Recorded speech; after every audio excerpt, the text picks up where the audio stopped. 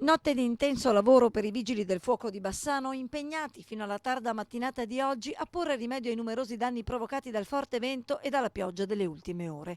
Rami a terra, danni alle linee elettriche e telefoniche hanno interessato l'intera fascia compresa tra il Marosticense e i confini con il Trevigiano.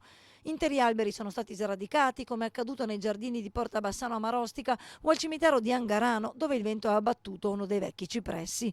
Una vera e propria bufera di neve invece ha interessato le località di montagna, disagi sul massiccio del Grappa dove alcuni alberi hanno interrotto la provinciale Cadorna e la Coltre Bianca ha superato i 50 centimetri anche sulle principali località dell'altopiano dove nella notte si sono vissute ore difficili. Questa bufera di neve ha causato dei disagi, ma che sono assolutamente rientrati perché attraverso gli accordi con l'Enel abbiamo ottenuto il ripristino quasi immediato delle linee della corrente elettrica che erano state danneggiate dalle intemperie, dal vento soprattutto. Nevicate come queste nel mese di marzo ad Asiago non sono certo cosa comune. Mai stata una situazione di questo tipo perché le grandi nevicate vi sono sempre state però a febbraio e mai a marzo. Quest'anno è veramente un anno anomalo che era iniziato con quest'estate, con un'estate torrida molto calda e che si è protratta, sembra quasi che ci sia stato uno slittamento delle stagioni in avanti. Ma la bufera di questa notte almeno un risvolto positivo potrebbe averlo. Ci permetterà di salvare quel minimo di stagione invernale